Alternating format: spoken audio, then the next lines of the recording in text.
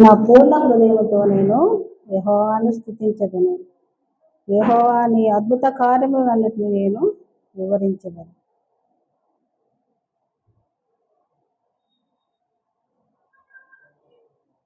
ప్రధాన గాయకునికి మల్లపేదు అను రాగం మీద పాడదగిన కీర్తన, దావీదు కీర్తన. అన్ని రాగానికి ఒక్కొక్క పేరు పెడుతున్నాడు అన్నమాట. ఇప్పుడు రాగాలు మనుషులు పెట్టాయి, కానీ దేవుడు ముందే రాగాలు మనుషులకి అనుగ్రహించి ఉన్నాడు. ఆ రాగాలను దావీదు మహారాజు ఎంతో సంతోషంతో వాయిద్యాన్ని వాయించాడనమాట. నా పూర్ణ హృదయంతో నేను యెహోవాను స్తుతించెదను. యెహోవా నీ అద్భుత కార్యములన్నిటిని నేను, అంటే మనం చూసిన వారు ఆయన అద్భుత కార్యాలను వివరించకుండా దాచకూడదు. ఎప్పుడు అవి ప్రచురింపబడాలి, ఆయన నామము హెచ్చింపబడాలి. అందుకని దావీదు మహారాజు ఎప్పుడు దేవుని స్తుతించి ఆరాధించాడు పూర్ణ హృదయంతో. అంటే ఇంకా తను తాను కూడా పక్కన పెట్టేసుకుని పూర్ణ హృదయంతోనే ఆయన దేవుని సేవించేవాడు అన్నమాట. మహోన్నతుడా, నేను నిన్ను గురించి సంతోషించి హర్షించుచున్నాను, నీ నామమును కీర్తించదు. ఆయన ఎప్పుడు దేవుని బట్టే హర్షించాడు, కానీ ఎప్పుడు ఆయన బట్టి ప్రహర్షించాడు, కానీ తను తాను హెచ్చించుకోలేదు, తను తాను పొగుడుకోలేదు, తను తాను అతిశయించలేదు. ఎప్పుడు దేవుని బట్టి అతిశయించాడు. కాబట్టి ఆ స్థితిలో దావీదు మహారాజు ఉండగలిగాడు. నీవు నా పక్షమున వ్యాజ్యమాడి నాకు న్యాయం తీర్చుతున్నావు. నీవు సింహాసనాసీనుడవై న్యాయమును బట్టి తీర్పు తీర్చుచున్నావు. అంటే ఆయన సింహాసనాసీనుడై న్యాయం తీర్చే దేవుడై ఉన్నాడు. ఆయన నా పక్షమున వ్యాజ్యమాడి నాకు న్యాయం తీర్చు. అంటే ఏ స్థితిలో ఉన్నా మనకి న్యాయం తీర్చే దేవుడు, మన హృదయాంతరంగాలకి చూసే దేవుడు కాబట్టి, సత్యాన్ని గ్రహించే దేవుడు కాబట్టి. మనుషులు పై రూపాన్ని, పై వేషాన్ని చూస్తారు, కానీ దేవుడు అంతరంగాన్ని చూసే దేవుడు కాబట్టి న్యాయం తీర్చే దేవుడు అయి ఉన్నాడు. ఆయన ఎప్పుడు సింహాసనాసీనుడై అన్నిటి మీద, ఆకాశంలో ఉన్నప్పుడు సింహాసనాసీనుడై అక్కడ నుంచి చూసుకుంటూ ప్రతి ఒక్కరూ ఆయన చూసుకుంది దాటలేదు, దాచబడలేదు. అది మనం జ్ఞాపకం పెట్టుకోవాలి. మనం చేసిన ఎవరు చూడలేదులే, ఎవరు వినలేదులే అనుకుంటాం. ఆయన అన్ని వినే దేవుడు, చూసే దేవుడు, తీర్పిచ్చే దేవుడు, న్యాయం తీర్చే దేవుడు. కాబట్టి మనము జాగ్రత్తగా ఉండాలి. దావీదు మహారాజు అందుకే రాసి ఉన్నాడు మన కోసం ప్రతిదీ. కాబట్టి నా శత్రువులు వెనుకకు మళ్ళదురు, నీ సన్నిధిని వారు జోగిపడి నశించురంట. అంటే శత్రువులు ఎప్పుడు వెనుకకు మళ్ళిపోతారంట. దేవుడు ముందు మన ముందు ఉంటే శత్రువులు మన మీదకి దండెత్తినప్పుడు వెనక్కి మళ్ళిపోతారు. మనమేం చేయని అవసరంలా, దేవునికి అప్పగిస్తే చాలు. అందుకే దావీదు మహారాజు కూడా ఎప్పుడు దేవుని స్తుతించి ఆరాధించి ఆయనకి వెల్లడించుకునేవాడు. ప్రతి మనవి, ప్రతి ఆలోచన దేవునితో చెప్పుకునేవాడు. మనుషులపై, తన బలంపై ఆధారపడేవాడు కాదు. నీ సన్నిధిలో వారు జోడుపడి అంటే శక్తి లేని వారై వాళ్ళు నశించాల్సిందే. దేవుని ఆజ్ఞ వాళ్ళని నాశనం చేసేదానికి. నీవు అన్ని జనులను గద్దించి ఉన్నావు, దుష్టులను నశింపచేసి ఉన్నావు, వారి పేరు ఎన్నటికీ ఉండకుండా తొడుపు పెట్టి ఉన్నావు. అన్ని జనులంటే దేవుని గురించిన వారందరూ అన్ని జనులేనండి. తను తాను ప్రేమించుకునేవాడు అన్ని జనులకు సమానం. ఏది విగ్రహం అనేది మనకి ఉండకూడదు. మనము కూడా విగ్రహమై ఉండకూడదు. మనం ప్రేమించుకునే వారంగా కూడా మనం ఉండకూడదు. దేని ఎక్కువ మనము దాని దృష్టి ఉంచుతాము, అది మనకి విగ్రహమే. ఆ విగ్రహానికి మనము దాసోహమైనట్టే. అది ధనమే కావచ్చు, లోకమే కావచ్చు, మనుషులే కావచ్చు, మనమే కావచ్చు. మనం ఏర్పాటు చేసుకునేవన్నీ అవి విగ్రహాలే. అందుకు కాబట్టి మనము వాటికి మొక్కకూడదన్నమాట. అనజనులు గద్దించి ఉన్నావు, దుష్టులు నశింపచేసి ఉన్నావు, వారి పేరు ఎన్నటికి ఉండకుండా తుడుపు పెట్టినావు. అంటే దేవుని దృష్టికి దేవునికి ఆయాసకరమైన అన్ని జనులతో పోతే వాళ్ళని పక్కన పెట్టేస్తాం. అటువంటి వారితో మనము సాంగత్యం చేయకూడదు, వారిని అడుగు వేయకూడదు అన్నమాట. శత్రువులు నశించిరి, వారు ఎన్నడూ ఉండకుండా నిర్మూలమైరి. నీవు పెళ్ళగించిన పట్టణములను స్మరణకు రాకుండా బొత్తిగా నశించు. అంటే ఆయన పెళ్ళగించినవి ఏమీ నిలబడవు, ఆయన తీసివేసిన ఏవి ఉండవన్నమాట. ఆయన తోసివేసిన మనుషులు కూడా ఆయన దృష్టిలో ఉండడు. ఇంకా అది మనం జ్ఞాపకం పెట్టుకోవాలి. దేవుడు ప్రేమ గల దేవుడు అని మనము ఎంతో అన్ని విషయాల్లో లోబడకుండా సాగిపోతూ ఉంటాం. కానీ ఆయన పెళ్ళగించినప్పుడు ఏదీ నిలబడదు. ఆ పెళ్ళగింపులు మనం ఉండకుండా నాటబడిన వారమై ఆయన ఫలించి అభివృద్ధి చెందే వారంగా మనము ఉండాలి. శత్రువులు యెహోవా శాశ్వతంగా సింహాసనాసీనుడివై ఉన్నాడు. న్యాయం తీర్చుడుగా ఆయన తన సింహాసనము స్థాపించి ఉన్నాడు. ఆయన శాశ్వతమైన సింహాసనం అన్నమాట. ఆ శాశ్వతమైన రాజ్యములో ఆయన ఎప్పుడు తీర్పు తీర్చడానికి సిద్ధంగా ఉంటాడు. ఆ తీర్పులు మనం నిలబడాలంటే మనం న్యాయమైన తీర్పులో మనం ఉండాలి. దాసుల వేగం తక్కువైపోకూడదు, దేవుని ఎదుట నుండి త్రోసివేయబడదు. ఆయన దుష్టులుగా మనము జీవించాలి.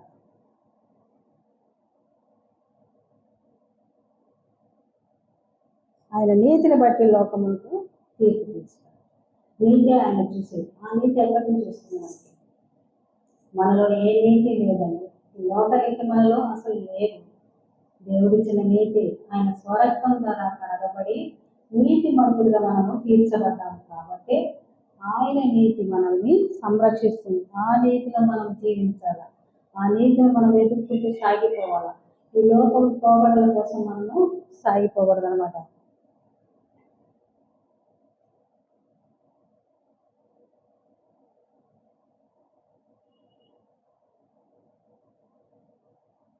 యథార్థతను బట్టి ప్రజలకు న్యాయం తీర్చి నలిగిన వారికి తాను మహాదుర్గమగును. ఆపత్కాలములో వారిని మహాదుర్గమగును. అంటే మన అపాయములో మన ప్రతి స్థితిలో ఆయన దుర్గమై ఉన్నాడు. ఆయన ఆనుకొని మనం సాగిపోగలము. ఆయనలో నిలిచి మనం బలపరచబడగలము, నిలబడగలము. దేవుడు మనకు తోడుగా ఉంటే ఇంకేమి మనకి ఈ లోకంలో ఏది అక్కర్లేదండి, ఏ భయమూ లేదు. అందుకని యెహోవా నీతిని బట్టి లోకము తీర్పు తీర్చును కనుక యథార్థతను బట్టి ప్రజలకు న్యాయం తీర్చును. నలిగిన వారిని ఆయన మహాదుర్గము. మనం నలిగిపోకుండా ఆయన నీతిలో ఆయన యథార్థతలో మనం సాగిపోతే యథార్థత ఉంటే మనం ఏమవుతాం? దేవాన్ని పిలవగలుగుతాం, అడగగలుగుతాం, ఏదైనా అప్పచెప్పి పొందగలుగుతాం. మనలో యథార్థత లేదనుకోండి, దేవునికి ఆయాసకరమైన మనలో ఉన్నాయనుకోండి, దేవుని ఎదుట దేవా అనలేము, పొందుకోలేము. ఇచ్చాడని నమ్మకం కూడా మనకి ఉండదు.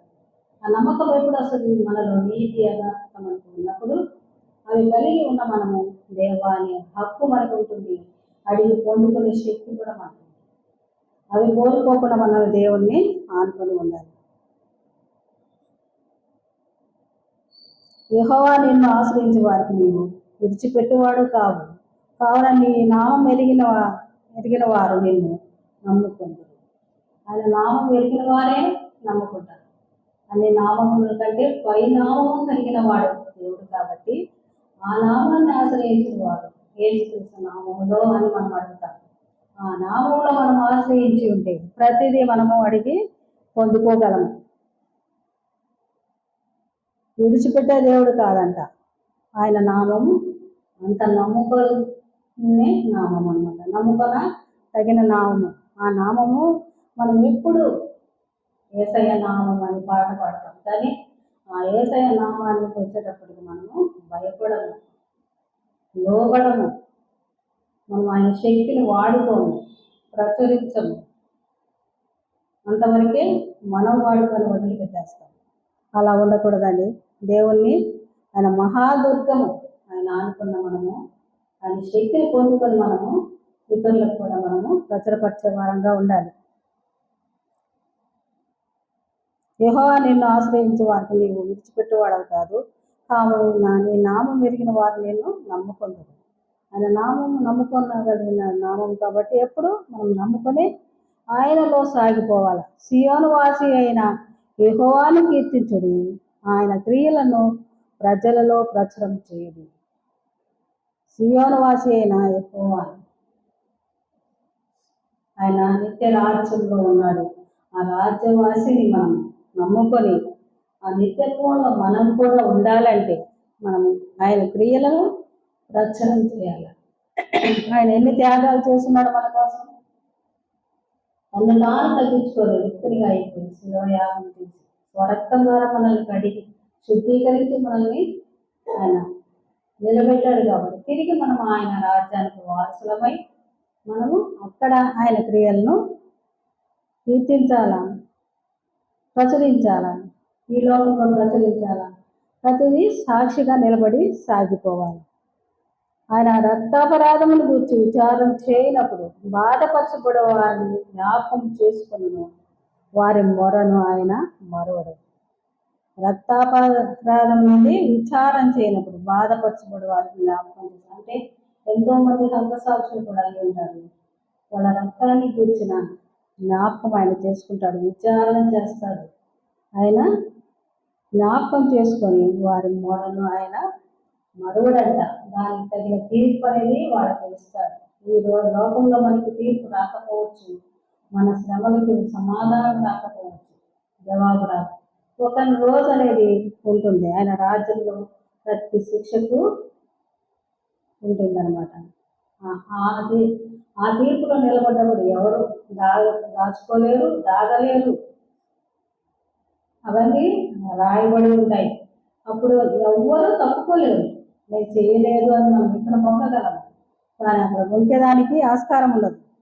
అందుకని మన క్రియలను ప్రజల్లో ప్రచురం చేయడు. ఆయన క్రియలు ప్రచురం చేయకుండా, ఆయన సాక్షులం కాకుండా, బాధపడినప్పుడు ఆయనకు అప్పగించుకోకుండా మనం దూరంగా ఉండి దేవుడు లేడు అని బుద్ధిహీనులా మనం ఉండిపోతే మనకి ప్రయోజనం అంటూ ఏముండదు. మన మీద మనకు జాలి, మన మీద మనకు చింత, అవన్నీ వదిలేసి దేవుళ్ళని ఆనుకొని మనం మొరపెట్టే వారంగా ఉండాలి. వారి మొరను ఆయన మరువడంట. నేను నీ కీర్తి అంతటిని ప్రసిద్ధి చేయించు, సియోను కుమార్తె గుమ్మములో నీ రక్షణను బట్టి హర్షించినట్లు యెహోవా నామమును కరుణించును. ఎందుకంటే ఆయన కీర్తి అంతా ప్రసిద్ధి చేయించు, సియోను కుమార్తె గుమ్మములో, సియోను పురము, సియోను రాజ్యం, ఆ సియోను కుమార్తె గుమ్మములో నీ రక్షణ బట్టి హర్షించున్నట్లు యెహోవా నన్ను కరుణించును. అన్ని విషయాల్లో దేవుడు ఎప్పటికప్పుడు తాను దావీదు మహారాజు విన్నవించుకుంటా ఉన్నాడు. ప్రతి విషయంలో ఆయనకు ప్రార్థన చేస్తూ ఉన్నాడు. ఆయన తగ్గించుకుంటూ, ఆయన బలాన్ని బట్టి అతిశయించలే, ఆయన రాజ్యాన్ని బట్టి అతిశయించలే. మరణ ద్వారము ప్రవేశించకుండా నన్ను ఉద్ధరించువాడా, నన్ను ద్వేషించువారు నాకు కలుగు చేయి బాధలు చూడము. మరణ ద్వారము ప్రవేశించకుండా నన్ను ఉద్ధరించువాడా, నన్ను ద్వేషించువారు నాకు కలుగు చేయి బాధను చూడు. ఎన్నోసార్లు దావీదు మహారాజు మరణ ద్వారం దగ్గరే ఉన్నాడు. శత్రువులు తరుముకున్నారు. ప్రేమించిన వారే, బంధువులే అందరూ ఆయనకు ఆయాసకరంగా మారి తరుముకున్నప్పుడు మరణ ద్వారం దగ్గర ప్రవేశించకుండా నన్ను ఉద్ధరించువాడా, నన్ను ద్వేషించువారు నాకు కలుగు చేయ బాధను చూడు. అది దేవునికి అప్పచెప్పుకొని వాళ్ళని దేవునికి అప్పచెప్పాడు. ఆయన ఏం కక్ష తీర్చుకోడా. ఆయనకి ఎంతోసేపు పట్టదు వాళ్ళ మీద తిరుగుబాటు చేసేదాన్ని. వాళ్ళ మామ కానీ కుమారుడు కానీ ఎంతోసేపు పట్టదు. కానీ అన్ని బాధల్లో కూడా దేవుని మొరపెట్టాడు, కానీ వాళ్ళ మీదకి చేయగల కత్యెత్తన తిరుగుబాటు చేయలే. తాము ద్రవ్యుల గుంటలో జనులు మునిగిపోయిరి, తాము ఒడ్డిన వలలో వారి కాలు చిక్కుబడి ఉన్నది. ఎందుకంటే మనుషులకి ఆయాసం కలిగించేటట్టు చేస్తారనమాట. తవ్వుకుంటారు, వెనక మనిషికి తవ్వుతూ వస్తారు. కానీ వాళ్ళ తవ్వుకున్నది వాళ్ళకన్నది గ్రహించలేరు. వాళ్ళే మునిగిపోతారంట. తాము ఒడ్డిన వలలో ఆ చిక్కులో వాళ్ళే పడరు. అంటే వాళ్ళు ఆలోచన చేయరు, ఎంతసేపు ఒకరిని జయించాలా, ఒకరిని ఓడించాలా అని ద్వేషిస్తారే కానీ ప్రేమతో ఆలోచన చేయరు. దేవుని ప్రేమ కలిగి ఉన్న వాళ్ళని ఏం చేస్తాం? ఒకరిని బాధ పెట్టేదానికి మనము, ఒకరిని కష్టపెట్టేదానికి మనం ఆలోచన చేయాలి. ఆలోచన చేసినప్పుడు మనకి అది మంచికే వస్తుంది. దేవుని కలిగిన ఆలోచన మంచిగా. ఇప్పుడు దావీదు మహారాజు దేవునికి తెలిసి మొదలుపెట్టి ఆలోచన చేశాడు కానీ మనుషుల్ని అప్పగించాడు కానీ ఆయన తీర్చుకోవాలి, కథ తీర్చుకోవాలి, ఆయన తిరుగుబాటు చేయాలి. అందుకనే మనము కూడా దేవునికి లోబడి ఏ స్థితిలో ఏ పరిస్థితి అయినా దేవునికి అప్పగించుకోండి. దేవుని దగ్గర నుంచే జవాబు, దేవుని దగ్గర నుంచే ఆ శిక్షణ వాళ్ళకి ఇచ్చేటట్టు మనం చూడాలి. యెహోవా ప్రత్యక్షమాయను, ఆయన తీర్పు తీర్చి ఉన్నాడు. దుష్టులు తాము చేసుకునే దానిలో వారే చేసుకునే దానిలో చిక్కి ఉన్నారు. చేసుకునే దానిలో వాళ్ళే చిక్కిపోతారు. ఒకరోజు ఎంతసేపు తిరుగుబాటు చేస్తారు, ఎంతసేపు శ్రమ పెడతారు. ఒకరోజు ఆయన చిక్కిస్తాడు. దేవుడు చిక్కుకుంటారు. వాళ్ళు చేసుకున్నదంటే వాళ్ళే చిక్కుకుంటారు. దుష్టులు దేవుని మరచు జనులగుదురు, పాతాళమునకు దిగిపోవుదురు. పాతాళంకే వాళ్ళంతా కూర్చబడేదానికే పాతాళంలో ఉండాలి కదా.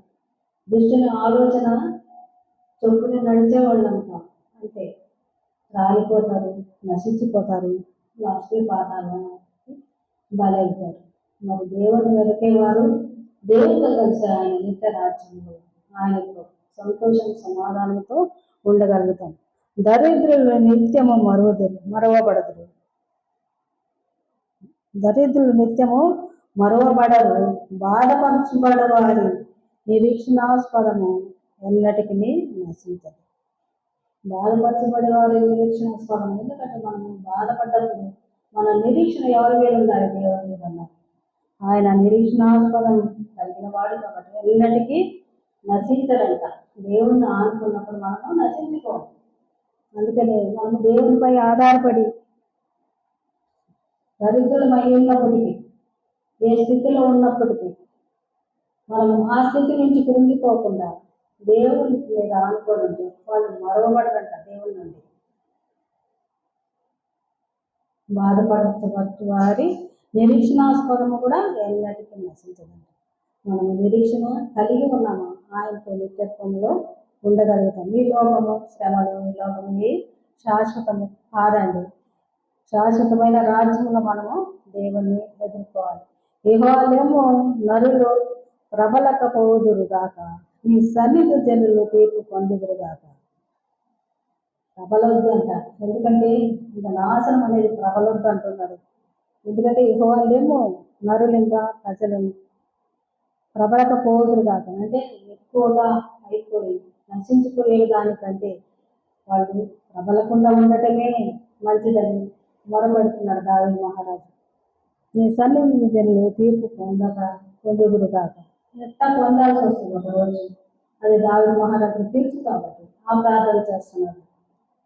యెహోవా వారిని భయపెట్టును, తాము నరమాత్రమని జనులు తెలుసుకొందురుగాక. నరమాత్రులే కదా దేన్ని జయించగలరు? ఆయన ఇచ్చిన ఊపిరే కదా మనలో ఉండేది. ఆయన ఒక క్షణం మనకు దూరం అయితే మనము జీవించలేము. నరమాత్రులము కాబట్టి జనులు తెలుసుకొందురుగాక అని ప్రాధాన్యపడుతున్నాం. మనం కూడా నశించిపోయే వారి కోసం ప్రార్థించాలి. అయ్యా వాళ్ళకి తెలియక చేస్తున్నారు. తెలిసి చేస్తే అది ఎప్పటికైనా తెలిసి చేసినా చేసినా తప్పే. కానీ వాళ్ళని మార్గం తప్పించవలసిన బాధ్యత కూడా తెలుసుకున్న వారి మీద ఉంటుంది. వాళ్ళని కూడా ప్రశ్నించే సమయం వస్తుంది. ఆ ప్రశ్న పడ్డప్పుడు మనం ప్రవర్తించుకునే వాళ్ళని ఉండకుండా నశించిపోయే ప్రజల కొరకు ప్రార్థించే వాళ్ళని మనము సిద్ధపడాలి. దావీదు మహారాజు చేసింది అది మనకి చూపిస్తున్నది. అది ఆ మార్గంలో మనం పయనించాలని దేవుడి కృపగల వారికి జీవించబడిన కాదు. మనం కూడా అదే విధంగా ఇది సాగిపోదామండి. ఆరాధనలకు వెళ్దామండి. స్తుతి ఆరాధన చేద్దాం. శ్రేణుల్లో ఇద్దరు